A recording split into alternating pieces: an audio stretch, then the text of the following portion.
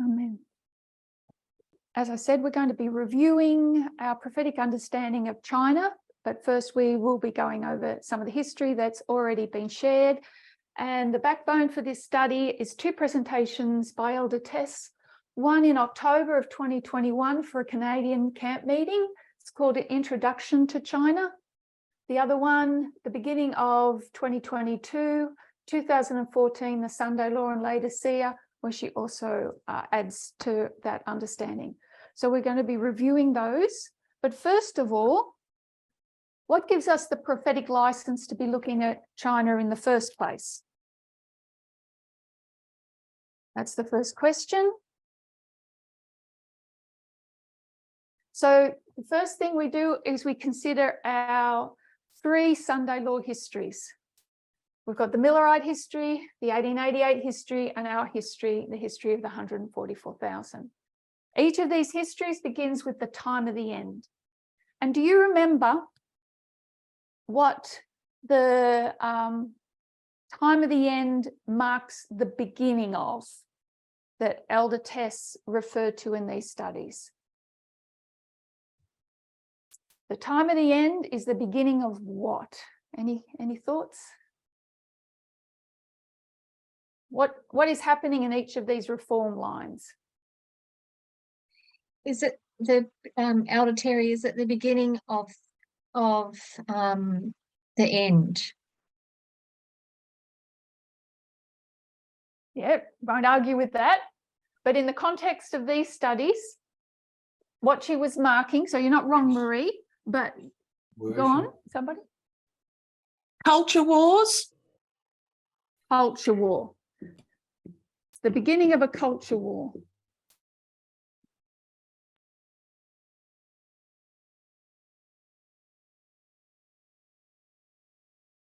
So a war between two roads that culture has to take. So in 1798, this culture war is limited to the United States, and the issue is race or slavery. So it's limited to that particular geographical area. When we come down to the 1888 time period, there's been improvements in communication and transport, etc. And so where does this culture war take place in the 1888 time period? It's immigration. Broader than the United States.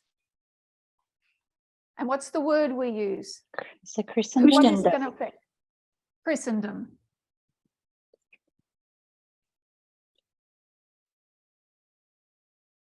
And yes, there's Jews and the Irish and the Seventh-day Adventists and free thinkers. And the issue is religion, religious liberty. And then we come down to our time period, and what marks the time of the end for us? The World Wide Web, which means the issues are now global. The culture war is going to affect every culture on the earth. And what is the issue that undergirds all cultures? It is gender inequality.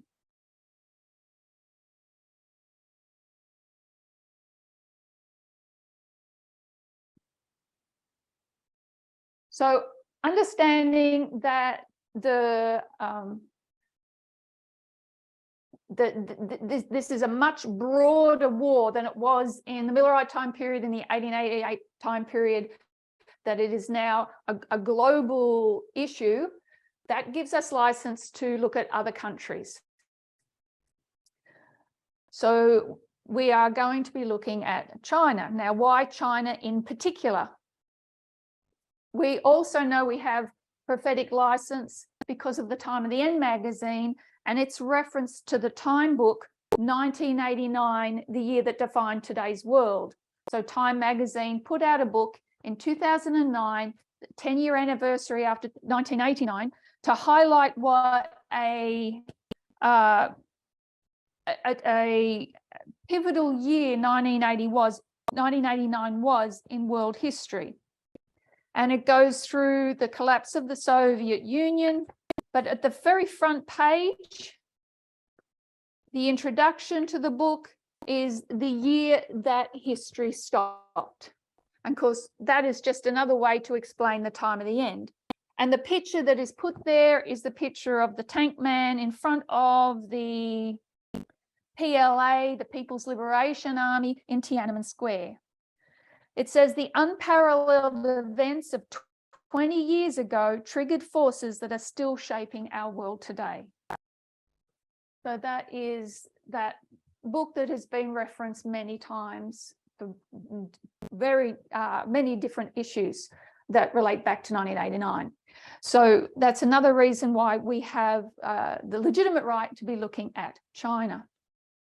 It's a subject of Bible prophecy. And the other reason that brought my attention to China, why I went back to look at these studies, was what happened in March of this year. And does anybody remember the name of the Trilateral Security Pact that Australia entered into in September of 2021? What was it called? AUKUS. AUKUS, which stands for? Australia, UK, US. Australia, UK, US, Trilateral Security Pact. And this is where the three, I'll read from The Guardian. So it was announced on 15th of September 2021 for the Indo-Pacific region. Under the pact, the US and the UK will assist Australia in acquiring nuclear-powered submarines. And that was all that we were told in September of 2021. Everything else was very vague, very quiet, and there were a lot of questions, like what is this going to cost, what's involved? So it went real quiet for a long time. And then in March of this year, I'll read from The Guardian. March 14, 2023, Australia is to embark on one of its most significant, expensive, and geopolitically consequential military tasks in a century: the push to acquire, operate, and eventually build nuclear-powered submarines. The program is forecast to cost $268 billion to $368 billion between now and the mid-2050s. Most of it beyond the first 4-year budget period, and will depend on help from the US and the UK. So way out of our budget. And if you've seen today's news, the Army aren't really happy about that, because they've just had to face a lot of cutbacks because the money's got to go into the Navy and not the Army. So that was news today. But it's a lot of money that we have signed up for, and we cannot get out of this agreement that will take us right through to 2050. And of course, there's questions over the technology. What a nuclear-powered submarine can do today to detect, to evade detection, it might not be able to do in 10 years or 20 years' time. So there's still a lot of questions over it.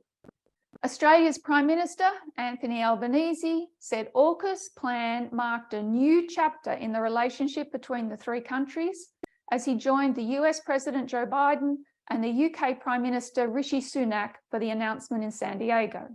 The AUKUS agreement we confirm here in San Diego represents the biggest single investment in Australia's defence capability in our history, he said. It's also the biggest transfer of wealth from Australia to another country ever. And yeah, a lot of questions over whether that technology is worth it, but it certainly wasn't to our former Prime Minister Paul Keating, who came out quite bitterly criticising it and called it the worst deal in all history, which is a big call.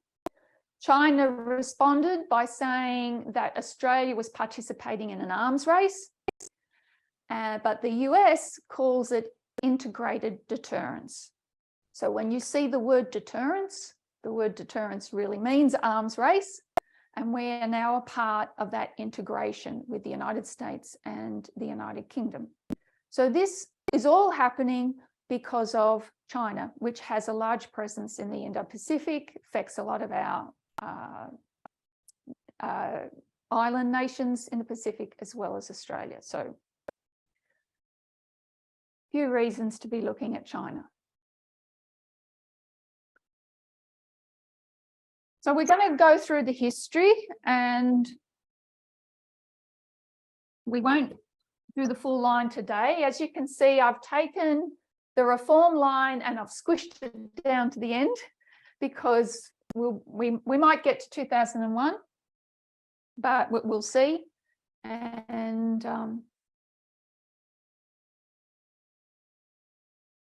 see what we can learn so far from China. Now, keep in mind that the Sunday Law occurs in the context of a culture war.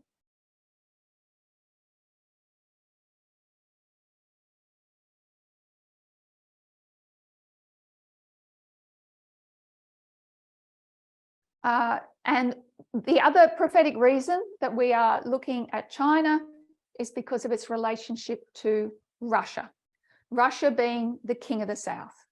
And so when we consider that the king of the South in World War II was Germany, but Germany had alliances with Italy, we know that we can have a look at other nations that are also in alliance with Russia, as we looked at nations that were in alliance with Germany. So it's not just any country that we are looking at. There is prophetic significance to be looking at China. So we're going to start in 1949.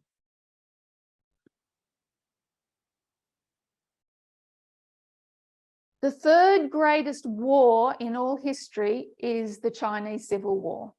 So you think of World War I, World War II, the next war after that, that is the biggest war, is the Chinese Civil War. It started in 1927, and it has two phases because of the Second World War, the fighting eased off in the Chinese Civil War, and because they had to go fight the Japanese.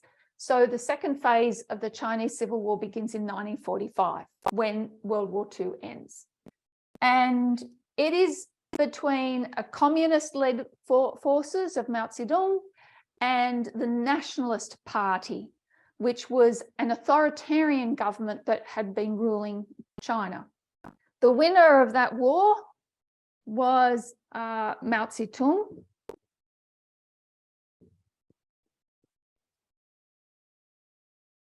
And Mao Zedong, I should write Chinese Revolution, sorry.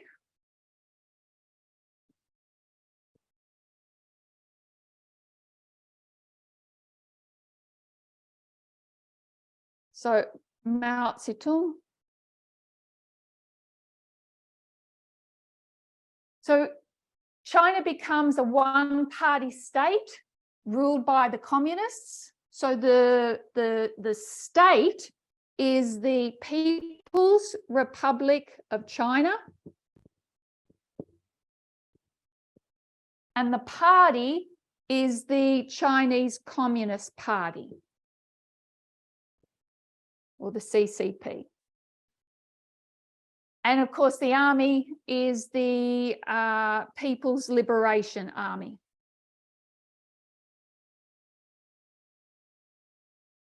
Now, they were fighting Chiang Kai-shek, and I'll just write Chiang. He was the head of the Nationalist Party, and what they did was they fled to Taiwan. So I'm going to mark Taiwan here. And they began the Republic of China. So we've got a problem in 1949, and the problem is there are two Chinas. We've got the People's Republic of China and the Republic. Is that right? Sorry, yeah, and the Republic of China.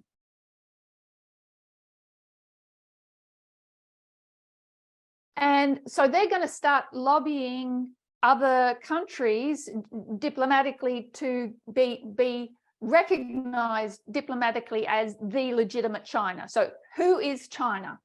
So the communists are saying we are now China, but the Republic of China in Taiwan are saying we are the legitimate China. And this is going to continue for some time. Russia has been funding and supporting the communists, as you would expect. Stalin has put money into, backed the Communist Party in China through this revolution. And so they acknowledge straight away that the PRC is the, why do I think I've written the wrong one?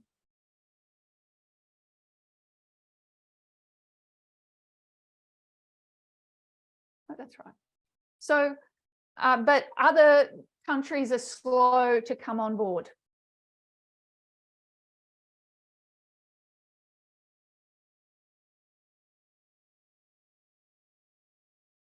So even though Russia has been backing the Communist Party, things start to sour between the two countries. In 1959, we're going to mark the Sino-Soviet split.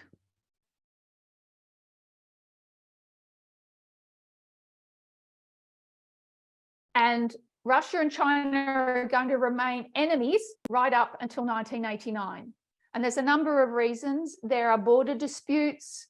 There are ideological disputes over what communism is. Mao Zedong is not happy with Khrushchev. So Stalin dies in between 1949 and 59. Khrushchev takes over. And we've learnt before how Khrushchev tried to began the de-Stalinization of Russia. You remember the speech that he gave, the cult of personality and its consequences. Well, that didn't go over well with Mao Zedong. Neither did it go over well when China backed down over the Cuban Missile Crisis. So they're splitting ideologically, they're warring, arguing over borders, and things are really starting to turn sour. The other thing we want to note here is Tibet. So China has been occupying Tibet since it won in 1949. So in 1950, it also took over Tibet. And in 1959,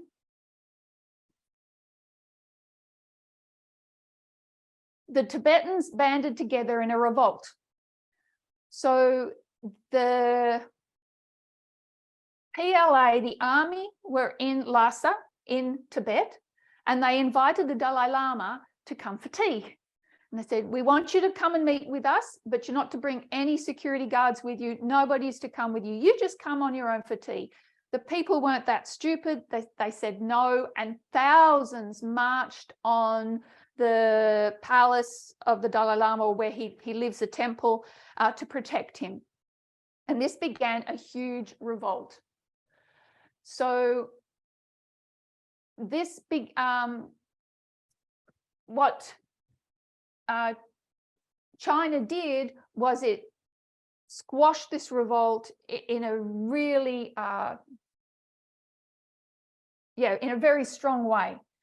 So it took over Tibet. The Dalai Lama and a lot of his followers left and have been living in exile ever since. So this was a very brutal crackdown on this revolt that was taking place in Tibet.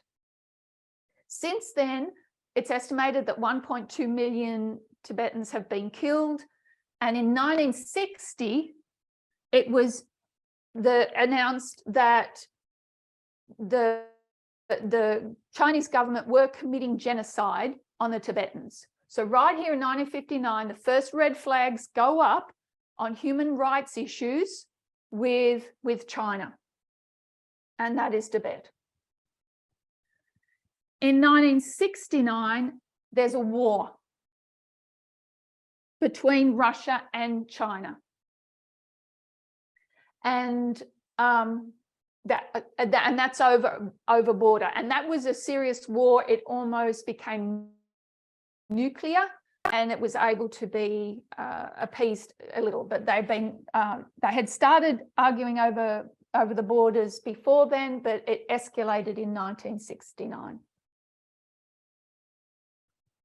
79.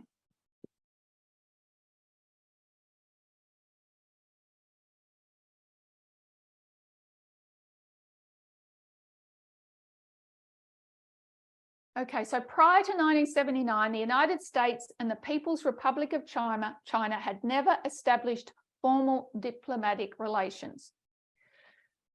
This is the Cold War period, and the Cold War is complex. So we think of the Cold War as between the United States and Russia, but during this time, you've also got the Vietnam War going on. So things are getting very complicated. And the Vietnam War was the United States against communist rule in Vietnam. So the American government under Nixon, they started to think, maybe we should get friendly with at least one of these communist elements that are backing the North Vietnamese. And they started making diplomatic friendly overtures to the Chinese. And during the period of the 70s, there was a lot of negotiations going on between China and the United States. And this culminated in Jimmy Carter in 1979 publicly formally recognizing the People's Republic of China as the legitimate China. So we have formal recognition. The USA gives formal recognition to the PRC. And I'm reading from history.com. In one of the most dramatic announcements of the Cold War, President Jimmy Carter states that as of January 1, 1979, the United States will formally recognize the Communist People's Republic of China and sever relations with Taiwan. So what we have here is one China.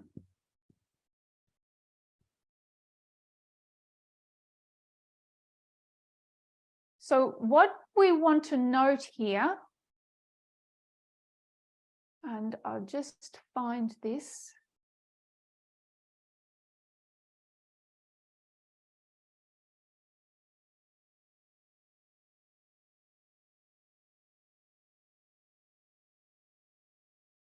Oh, here it is.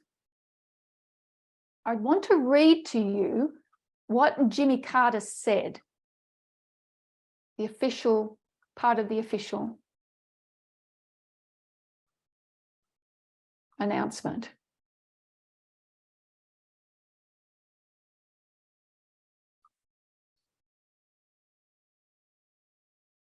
The United States of America and the People's Republic of China have agreed to recognize each other and to establish diplomatic relations as of January 1, 1979. The government of the United States of America acknowledges the Chinese position that there is but one China and Taiwan is part of China. So that was the official announcement. And I want you to notice the vagueness of that statement. So what America was saying is, we acknowledge that you say, the Communist Party says, that you are one China, that you are the legitimate China, and that Taiwan is a part of your China. But it doesn't say that they agree with that statement. And so that's been a source of issue between them since then. So there is that diplomatic acknowledgement that PRC is the head of China, but it doesn't go, Beijing wasn't happy. They felt America didn't go far enough, and they didn't for good reason. They were very clever in the way they put it. At the same time, America is split. So when Jimmy Carter says, we recognize the Communist Party as the legitimate government, there were a lot of politicians who weren't happy with that because it's the Cold War and we're cozying up to the communists. And so what Congress did in 1979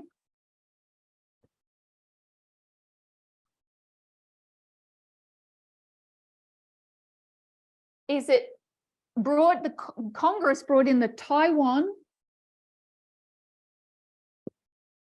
Relations Act. So you've got the executive branch saying China, the communists are the legitimate rulers of China, and you've got Congress bringing in the Taiwan Relations Act. And this is where America said, basically, we've got your back. It committed the US to protecting Taiwan in certain ways without saying explicitly that its military would come to Taiwan's defense. So we kind of got a double take here.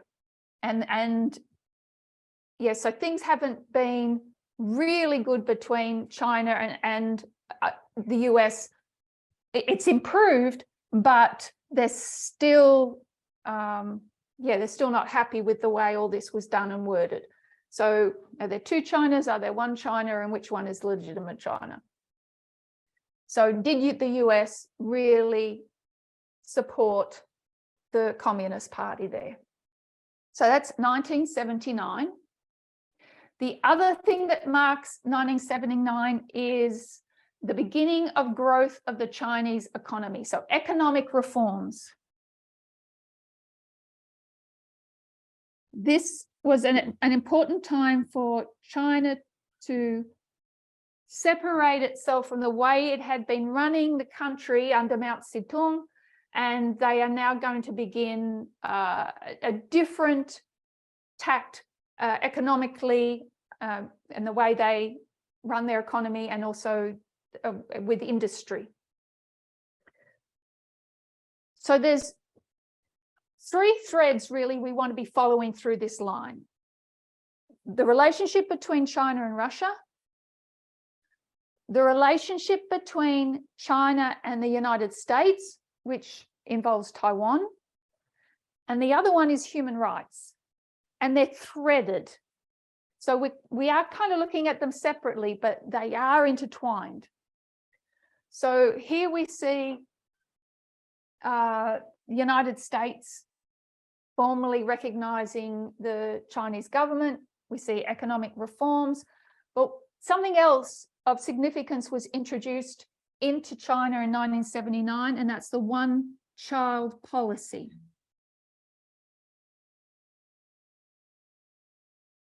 I'll just read about the economic reforms.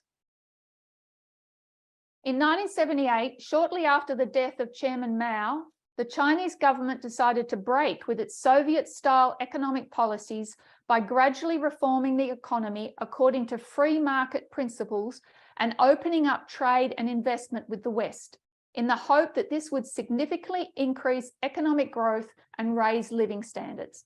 So these economic reforms are to increase their trade relations with the West. So it wants to be a part of the big world.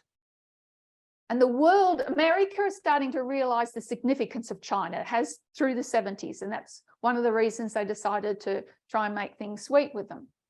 So from 1979 to 2018, China's annual real GDP averaged 9.5%. This has meant that on average, China has been able to double the size of its economy in real terms every 8 years. So these economic reforms were put into place in 1979, and they really worked. It's the fastest growth of an economy in known history, marked from 1979. Also, though, in 1979, we see the introduction of the one-child policy. It was announced in 1979, implemented in 1980, enforced in 1981, and written into their constitution in 1982. And then it was abolished in 2021.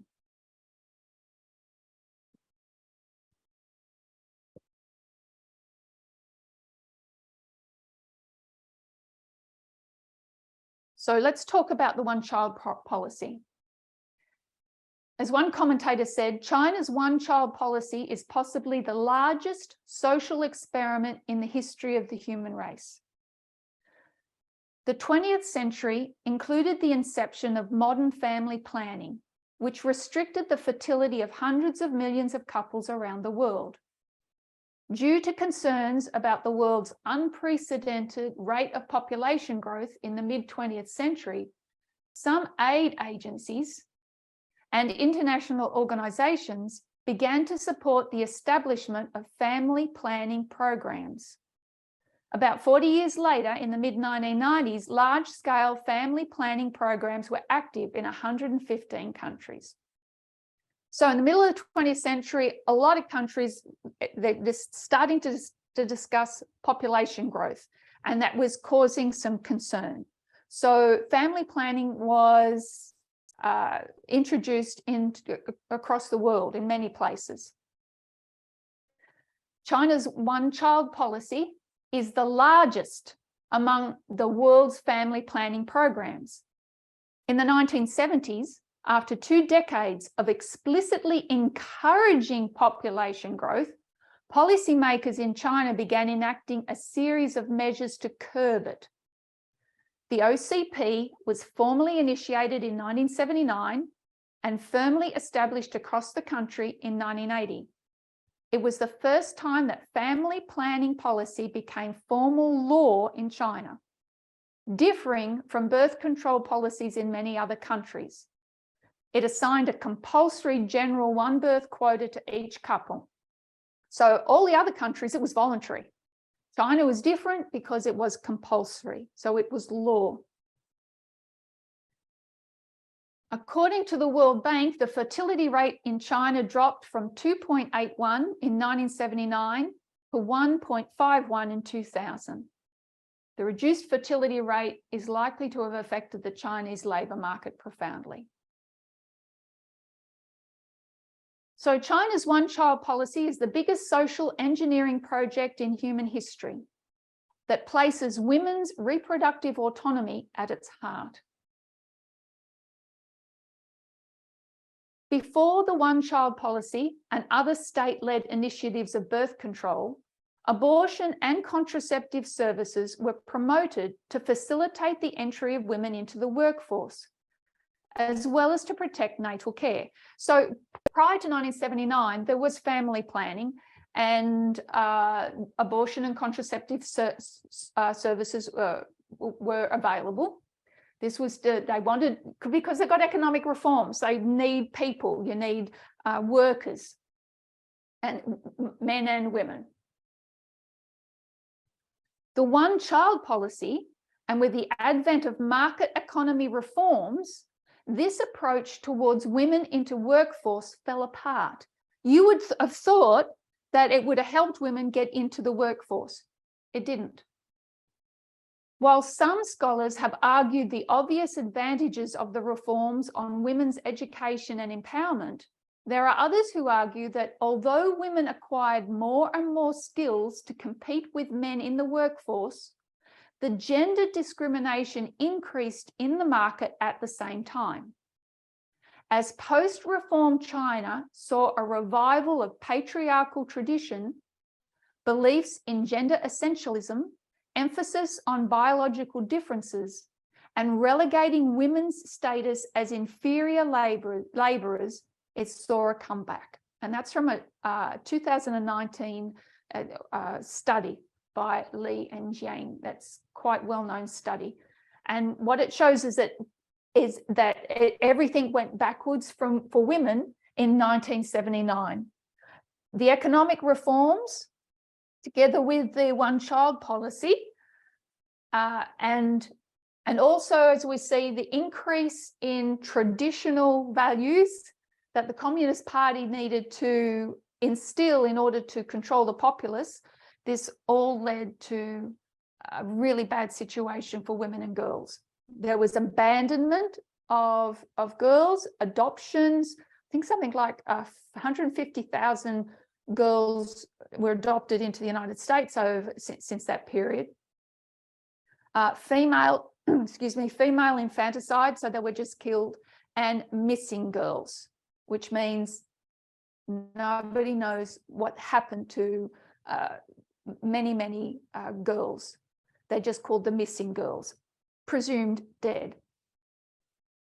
By placing women's reproductive ability at the heart of a major state policy to curb population growth in facilitation of economic modernization, the Chinese state compromised on its commitment to gender equality and women's emancipation. While there is a section of urban, educated women who benefited from the policy as they were given the priority of being an only child and not having to compete with a sibling or especially a brother for their parents' resources, most of the women suffered physical and psychological trauma. The one-child policy led to a skewed sex ratio, which had unintended social consequences for the growing cohort of Chinese bachelors. So physical and psychological trauma. There were forced abortions. Women were tied down, and those processes were not clean or safe or painless. Forced contraception, the stigma that was on women for their pregnancies, they were always watched. The men, even though vasectomies were used somewhat, it was still the stigma of a vasectomy was taking away a man's manhood, so they weren't widely used. Yes, it was a terrible time. It continued, hasn't stopped. So I want to jump ahead at this point, because 1979 began the one-child policy, and then it was abolished in 2021. So it was in 2016 that the Chinese government said, you can have 2 children now. 2 children. And then in 2021, they said, well, you can have 3 or more, let's abolish the whole thing. So you would think that this was a terrible practice, and by the time you get to here, things are really going to improve for women, but it's actually worse. Why would it be worse? Any thoughts? What would make it worse for women down here now that it's been abolished? What were the far-reaching consequences? Is it that there aren't many of them right now? You got, I think, is it 30 million? I'm trying to find the correct number so I don't say it wrong. 30 million more men than women. If you are in your mid-20s today, in 2023, in China, and you are not married, there is a name for you. You are called a leftover. The society and the government, the pressure on you to get married is enormous. There are not enough women. I'll just bring up a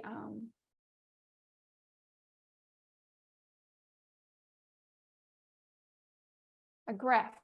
So here you can see in 1979, when the one-child policy comes into effect, birth rates go up, and then they're going to gradually decrease. 2016, they say now you can have 2 children. Does everybody rush off and have 2 children? No, you've got generations. They're used to having 1 child. And with economic constraints, there's a lot of factors why they're just not having any more, they're not reproducing at the rate that the government wants. And so that's just gone right down. And so, yeah, that kind of speaks for itself, I guess. Women who are still single by their mid-20s are labelled shengyu, leftover. The shift to a 2-child family planning policy has added extra pressure on women to have children. but has not led to an increase in birth rate, as the chart shows. China's skewed, this is from a Vice article, China's skewed sex ratio at birth, itself a result of selective abortion of female fetuses, is often blamed for the bride trade. But activists say the root cause is the view that women are the properties of their fathers, brothers, and husbands without their own free will. While trying to preserve stable families and boost birth rates, authorities are failing to protect women from trafficking, sexual violence, and other domestic abuse, the activists argue. So what we're seeing down here is an increase in women trafficking, increase in slavery. There was a terrible case last year, 2022, where they found a woman chained in a stable and she'd given birth to 8 children. And when that made the news in China, it horrified everybody. And I think there were 8 people that ended up in jail. The husband got 9 years and people weren't happy with that it wasn't long enough. But this is the type of thing it's going on, is there's this trafficking of women and the introduction of bride prices. So now if you're a male, the pressure is also on you because you're going to have an apartment and a car and money in the bank if you want a wife. So yeah, the women really are property. They've got to be bought.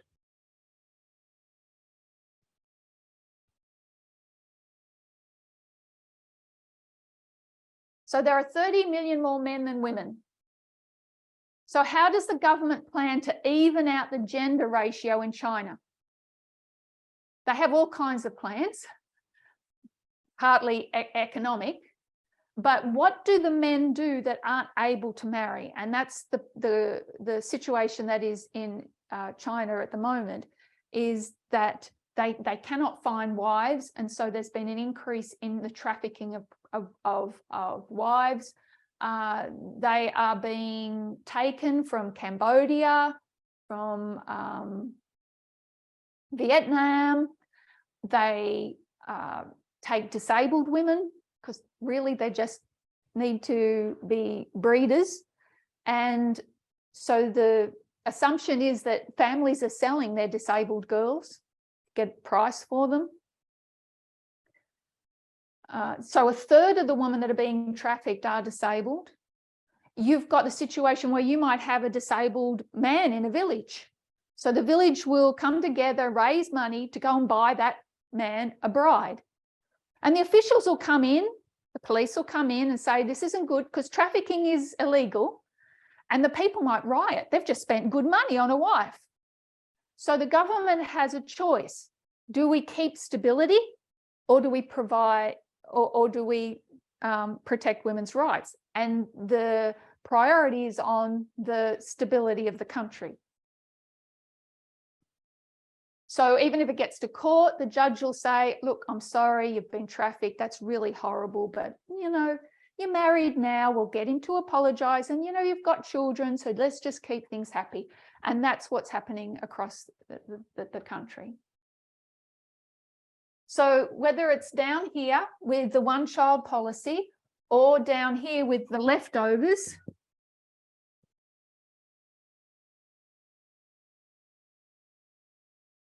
things have not gotten better, but only worse for women in China. So this is a human rights issue because women's rights are human rights. And we're going to see that this is all on display for the world to see.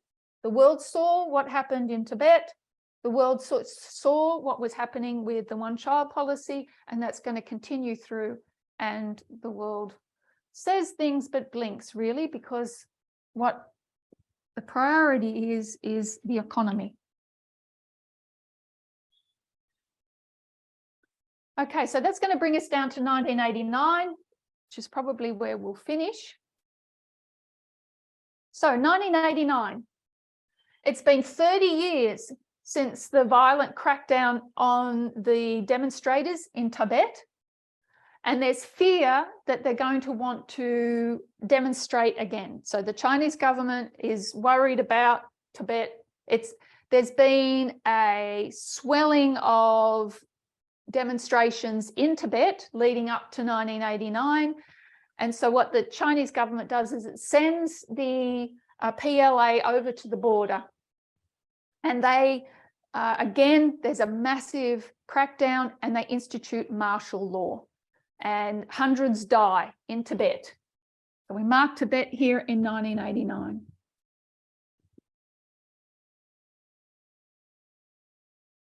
And I'll just read.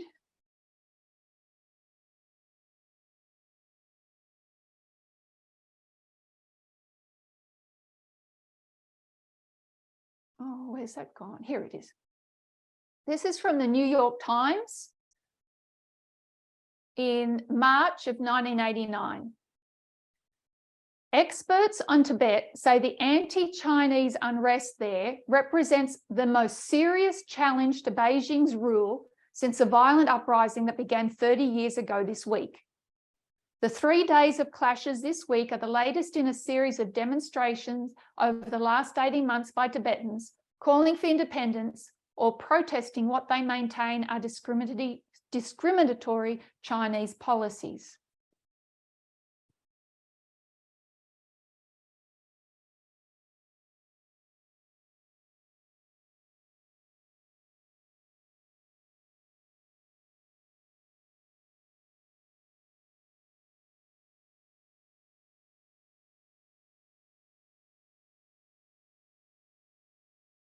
Okay, it goes on to say, some China specialists say Beijing's decision to impose martial law in Lhasa, itself a highly unusual step, was in part motivated by a series of recent threats to the communists' control.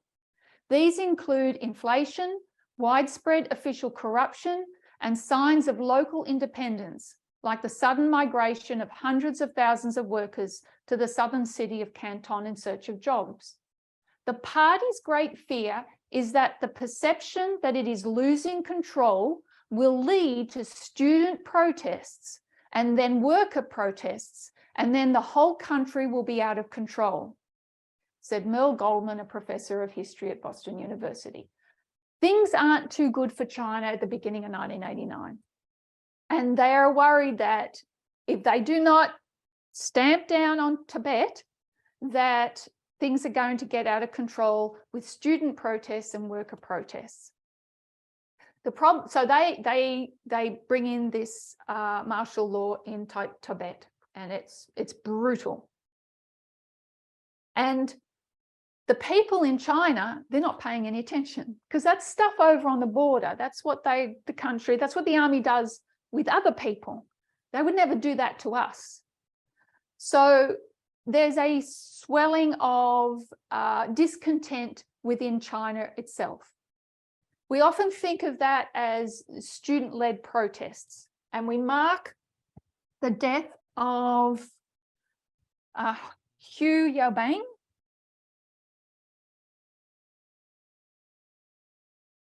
who was a leading reformer in the government, who wanted to see more transparency in the government and economic reforms and more media freedom of the press. And he died. He dies in April. And he doesn't get the recognition of the government that the people would like. They feel like their hopes could die with the death of this man. And so you see students coming out onto demonstrating right across Beijing, and there are demonstrations actually right across the country. And it's not just student-led.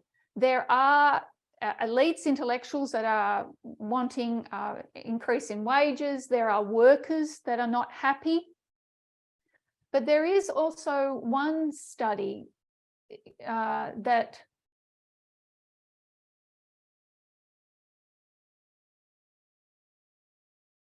and what they're saying is that there's many reasons why there's this swelling of discontent, but there's also a visceral effect because of the one-child policy. People are very unhappy at that, and that's also at the basis of these protests.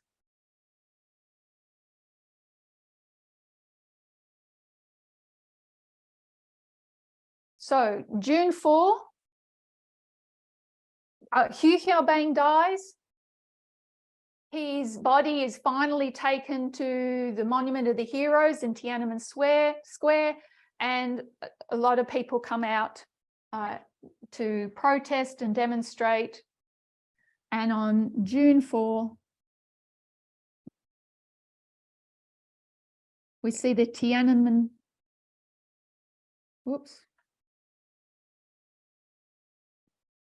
Square massacre. See, the army are over on the Tibetan border. It's going to take them a while to get back to Beijing. And then when they arrive back, they tread down those demonstrations.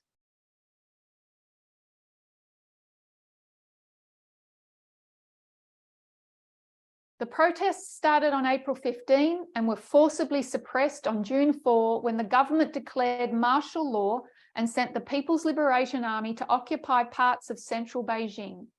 Estimates of the death toll vary from several hundred to several thousand, with thousands wounded. Military tanks rolled into Beijing, where soldiers opened fire with assault rifles on the unarmed demonstrators who tried to stop their advance. So I'll just read from a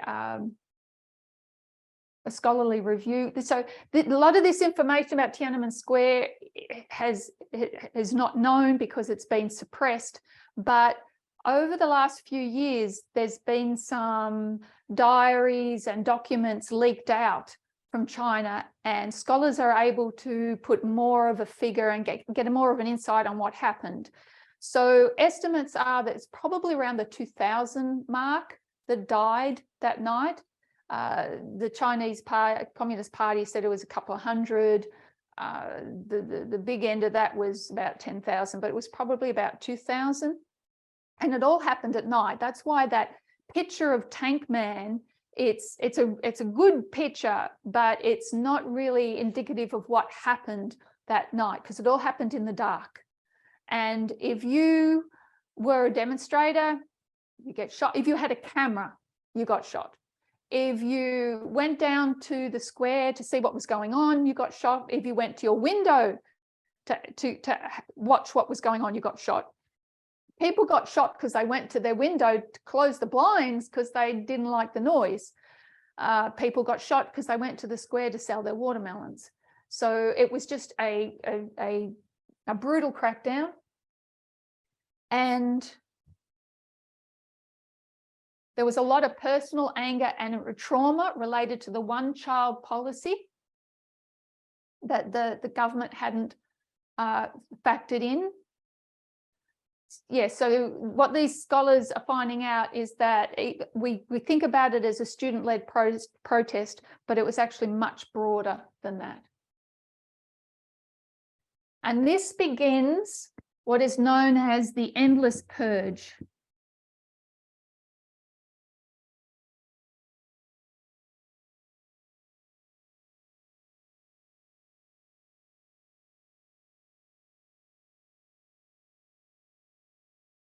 In China, they call it the clearing and sorting out work.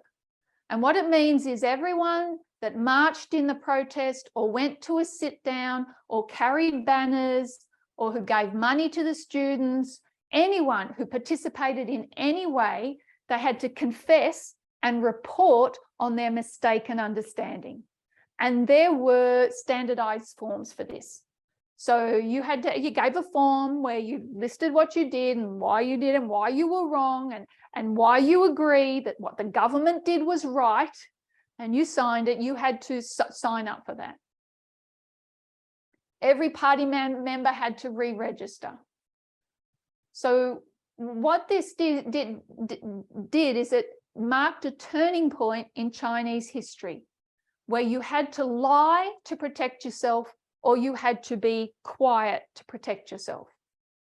So there is no speaking of this Tiananmen Square or any of the events surrounding it among the people.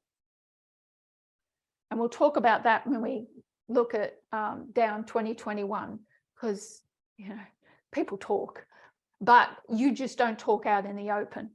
So what you have down in our time period is what you call silent dissidents.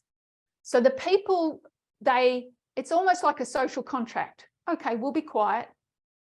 You keep us economically stable, provide our needs, and we'll be quiet. But they're not happy. And woe betide if the government doesn't hold up its end of the promise. So this is all quiet in the background. But the endless purge begins here, and it's still going to till this day. It doesn't end. The purge represents the moment when you are forced to submit in public to an order that was imposed violently by an army that came and shot the people. You are not allowed to say what was wrong. You are not allowed to talk about it. You have to make this deal.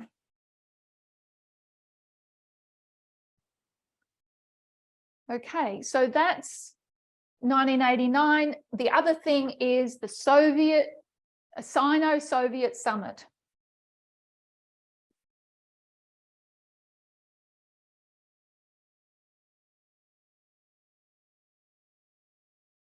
And this is between Yeltsin and Jiang. And we see in 1989 a re-establishing of the friendship between China and Russia. The 4-day Sino-Soviet summit was held in Beijing from the 15th to the 18th of May 1989. This would be the first formal meeting between a Soviet communist leader and a Chinese communist leader since the Sino-Soviet split in the 50s. The meeting between Mikhail Gorbachev and then General Secretary of the Communist Party of China, Zhao Ziyang, was hailed as the natural restoration of party-to-party relations. So now we have a natural restoration between China and Russia.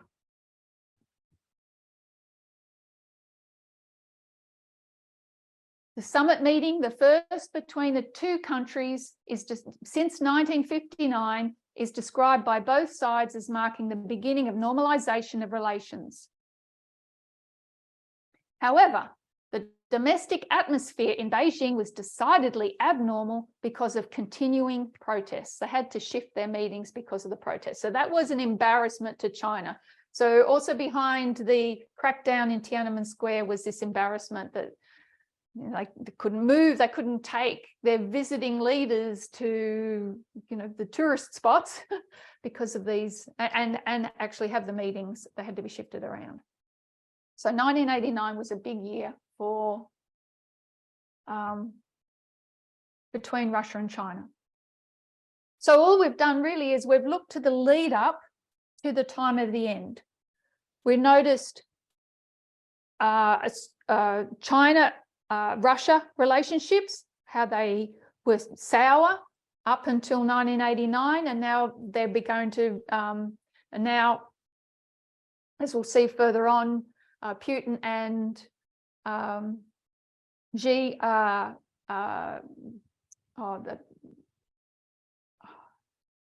they say they were best friends. Anyway, they're friends. It has really improved. And so we see China and Russia, and then we see China and the United States and how Taiwan is involved with that. And with Tiananmen Square, they actually blamed, the Communist Party blamed Taiwan as promoting the unrest. And we also see how human rights are threaded through China history from 1949, whether it's Tibet, the one-child policy, or the massacre in Tiananmen Square, and we'll see that continue.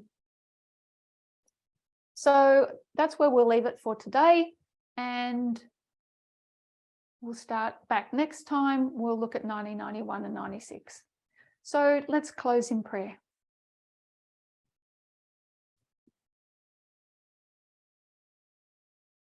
A loving God in heaven, We thank you for opening our eyes to the issues that are testing the world. Lord, once we didn't understand these things. We were a part of it. And now we see the brutality of how people treat other people. Help us to take these things to heart, to not only see what is happening in countries, but to see what is happening in families, that's happening right around us. We know that there is lessons to be learned from the state so that we may apply them to the family. And we just thank you for external events that guide us to know where we are in history. So we thank you for this day. We pray for the remainder of the Sabbath and guide and direct us in our studies. We ask in Jesus' name. Amen. Okay. Thank you, Terrie. Can I ask you a quick question? Yes.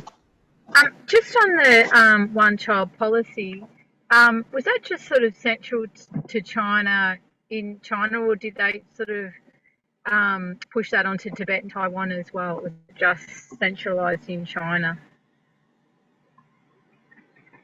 Okay, so they can't push it on Taiwan because Taiwan is autonomous. So that's the problem, is they don't really have control over Taiwan. As far as Tibet,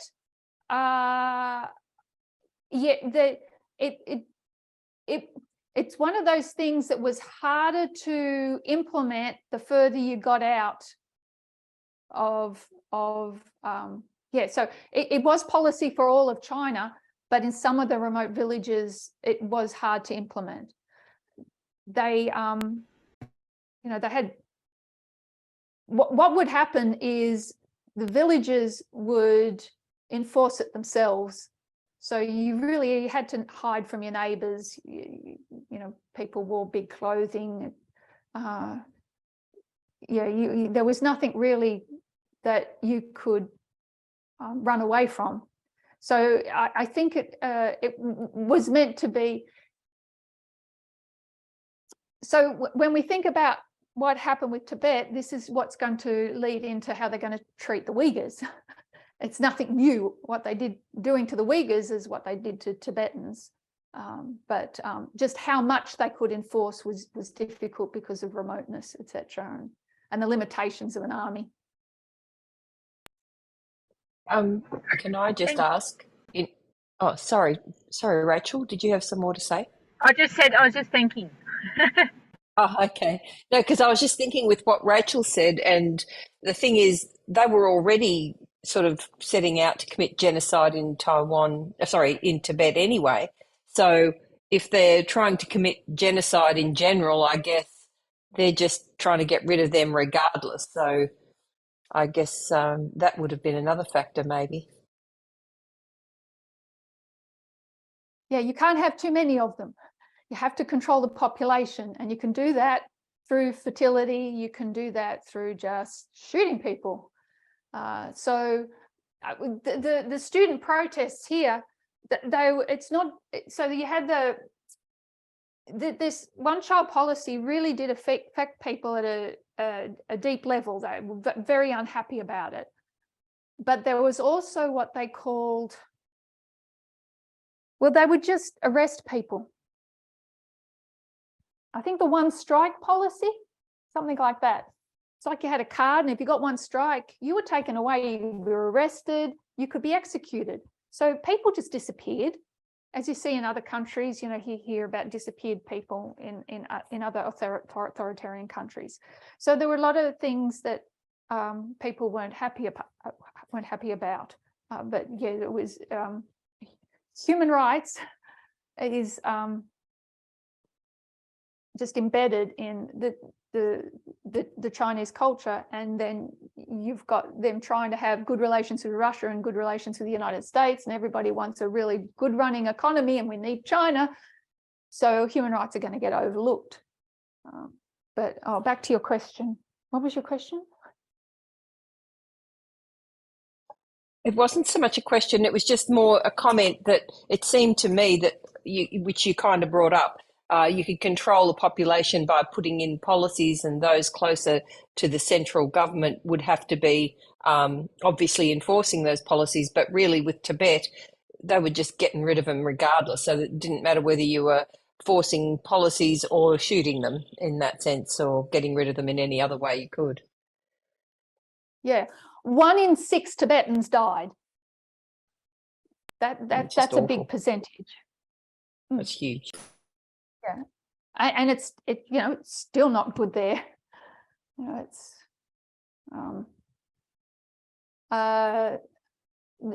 yeah. So in 1989, the Dalai Lama, I didn't say, but the Dalai Lama put forth this kind of peace agreement. He had these letters of request to the Chinese government, and they just totally ignored it, and yeah, just martial law. So they've been wanting autonomy since 1950.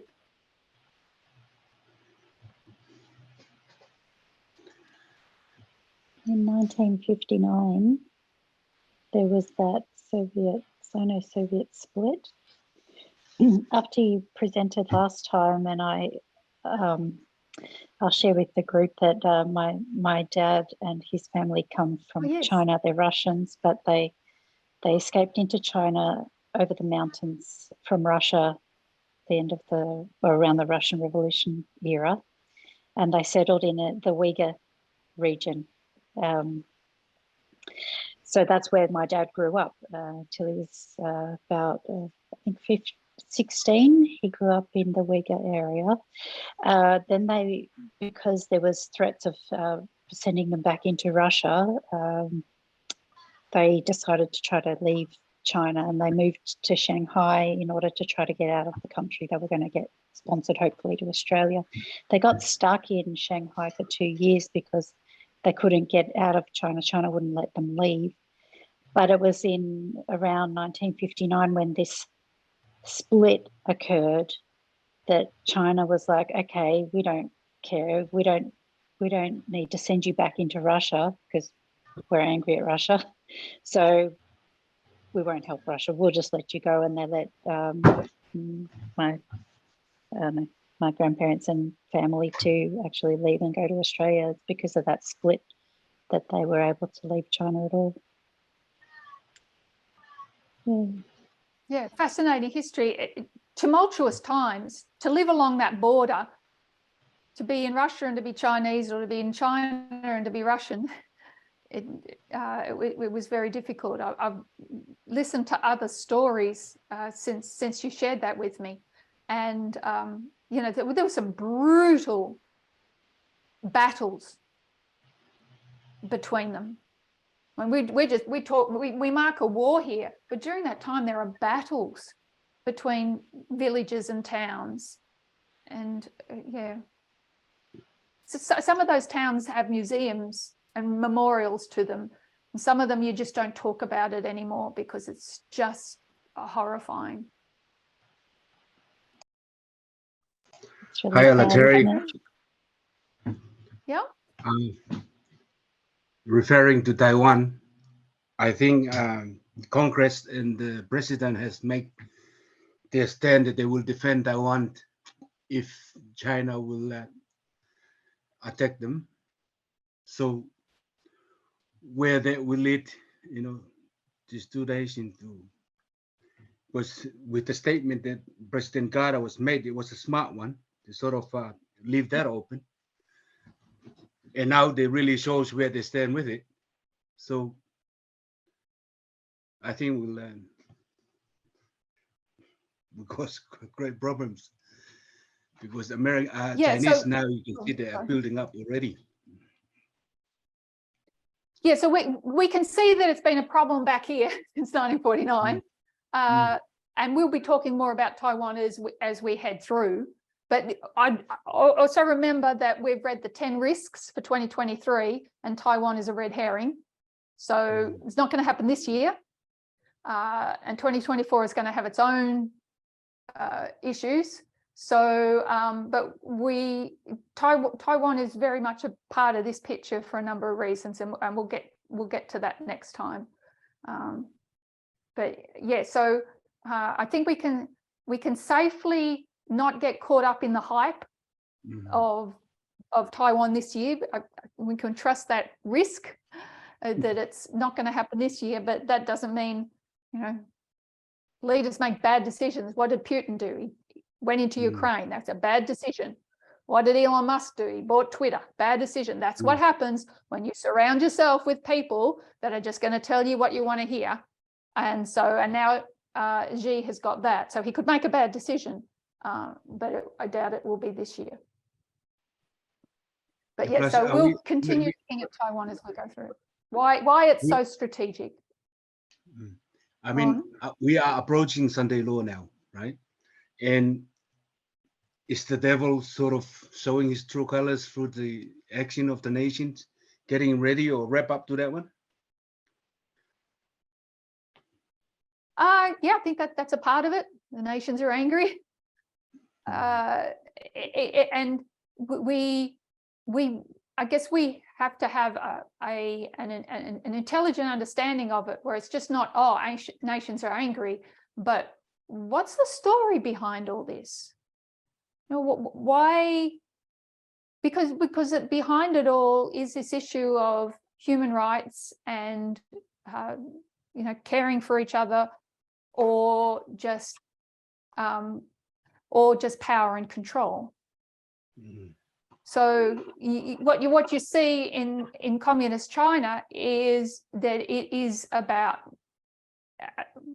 power and control at the expense of its people. The people of Tiananmen Square never thought that their own government would do to them what they did to the Tibetans.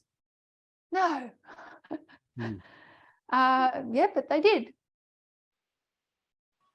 So the power of the state is something we will explore, and when we get to 2001 and we consider terrorism and what terrorism is,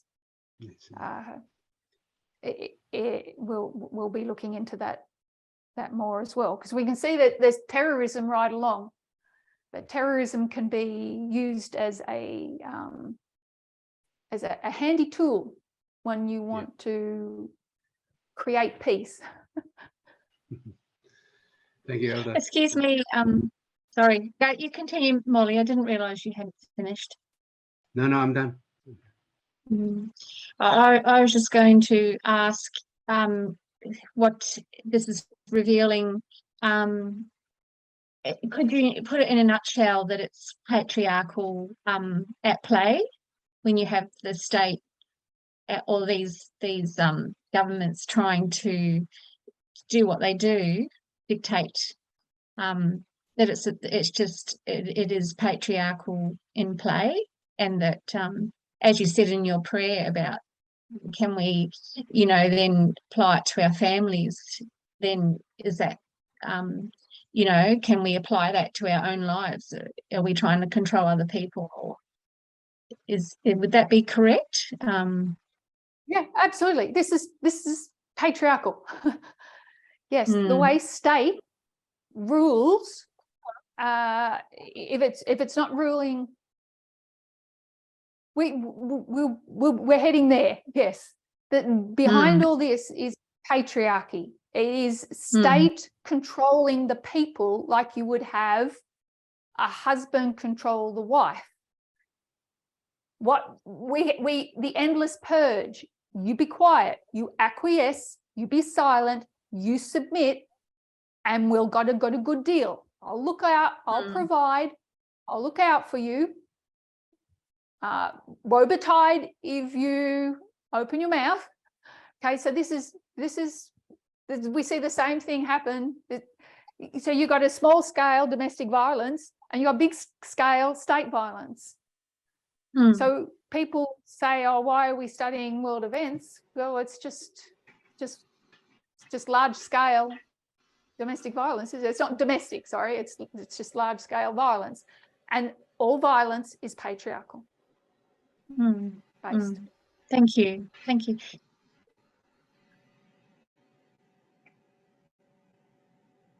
I find it interesting what you said about communist China being a big experiment. It seems to be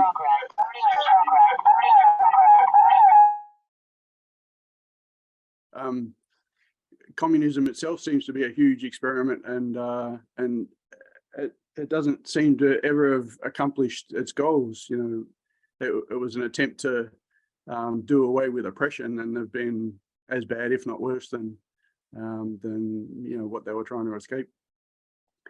Yep. And women seem to be the brunt of it all the way along the line. We may end up saying the same thing about democracy. Yeah. It's right. If we can understand communism and how it goes bad and everything, we might understand how democracy can go bad. But yes, so Russia was Marxist-Leninist under Stalin, and Mao Zedong bought into that Marxist-Leninist. So Marxism is kind of the economic plan, how you're going to run your country, but Lenin is the clamp down. He's the control aspect of it. And so when they de-Stalinize Russia, what they're doing is they're getting rid of the Lenin aspect out of the country, not the Marxist. And Mao Zedong, he wants to keep Lenin. And so that's where they're splitting here, is you got to, China says you got to have both. And what Putin is doing is he's bringing Lenin back in with well, I mean, and you know, you got capitalism in there as well, because what are they doing under these economic reforms? And so we talked about it last time, but we didn't get it to this time. But when we get to 2001, the WTO says, let's just let China in. If they can grow economically, they'll improve on their human rights, because everybody will have money and they'll be happy. That's not how it works. They're just clamping down more money is spent to police the state than it ever was, because you've got to keep stability, you've got to have control. So think It's the same yeah, democracy is getting communism. already. No, as I say, Sorry, Molly? I think democracy is heading their way already.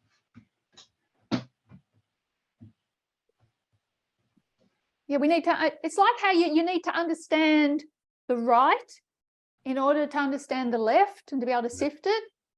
So to understand how communism works might help us to understand how about democracy. And it's what did Churchill say? It's the best. They basically said it's the best of the bad lot. It's the best option. The lesser of two evils. The lesser of two evils. Yeah, yeah. He said it very cleverly. But Democracy so, yeah, is the worst form of government. Democracy is the worst form of government until you compare it to the rest. Yeah, yeah.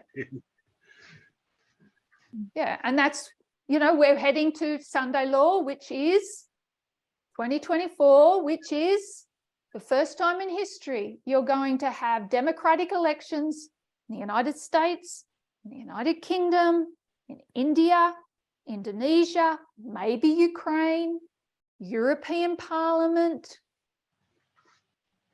Mexico, and about 55-ish others. Something big is going down in 2024. And now we've also got, you know, what when you think about 2006, 2014, what marked the Sunday law in 2014?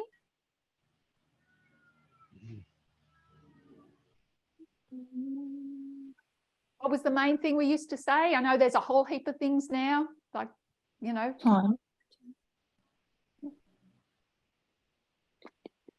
What was the thing that started us looking at 2014 differently? Nobody knew what the Sunday law was in 2014. And then? The time. Time setting and stream of information. Yeah. Through who? 2012 first.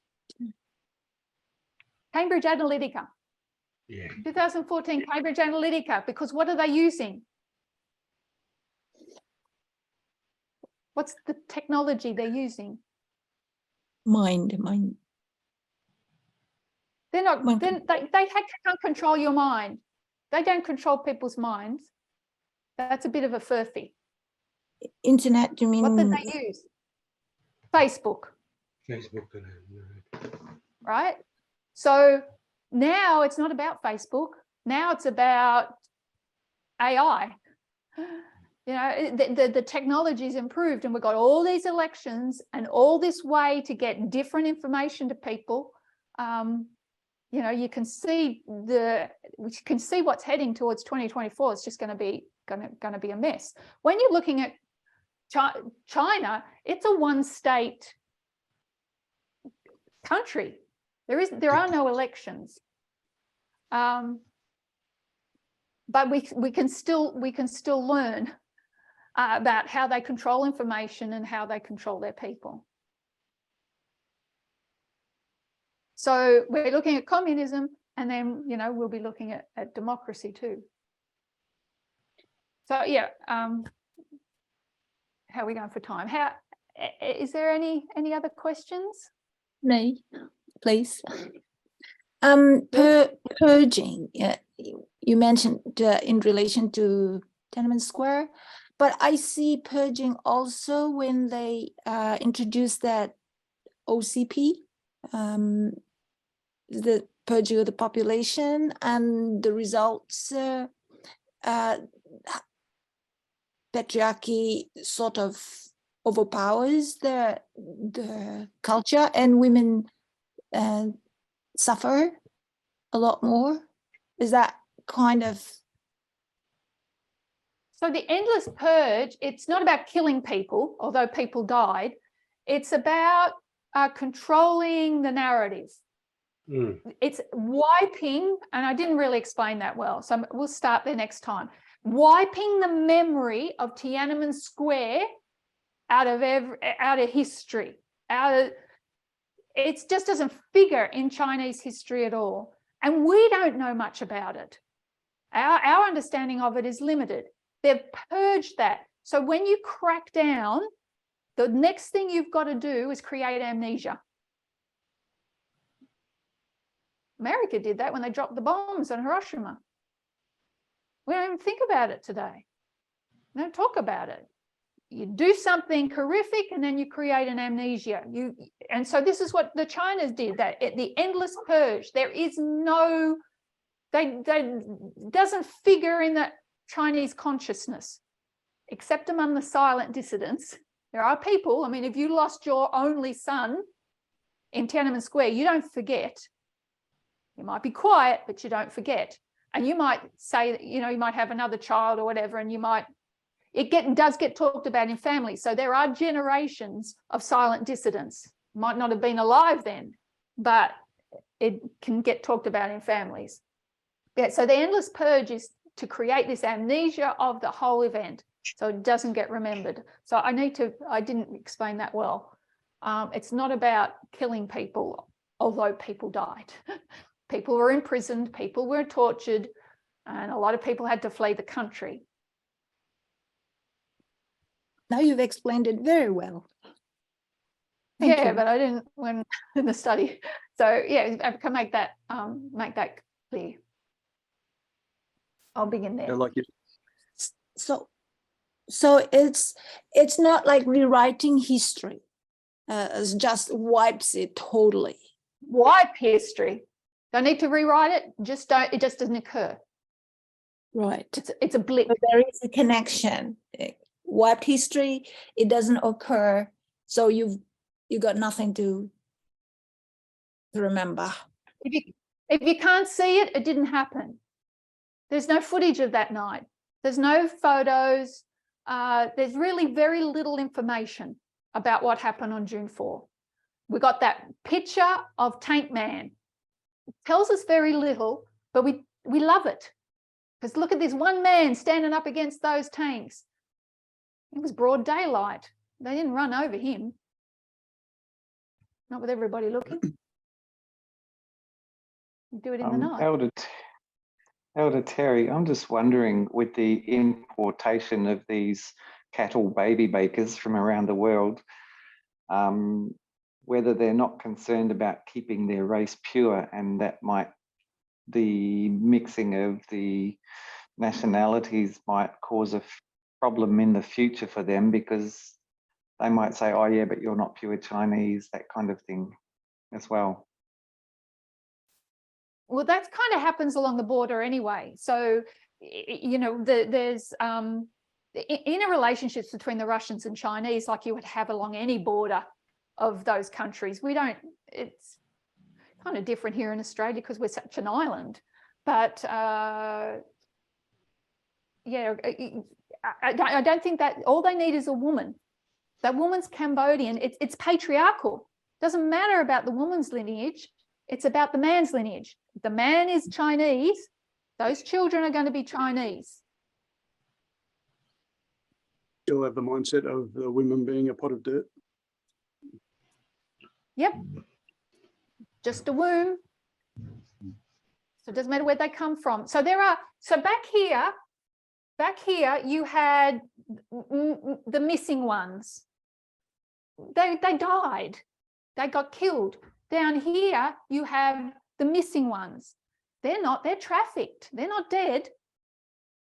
You know, people see their child go off to school and they don't return. They cannot find them. You know, they're young brides. They've been taken and sold because somebody needs, there's some man out there that can't, 30 million men that need a wife, and the government wants them to have it. So it has laws, you know, that this is wrong, but in order to create the stability of their nation, they've got to, yeah, they've got to be careful how they enforce those laws, but people get away with it.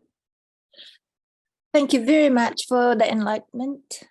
Appreciate it. So I'll hand it back to Chris, and we'll next time will be part 2. Love to. Thank you, Terrie. It was a great study. Yes, thank you, Terrie.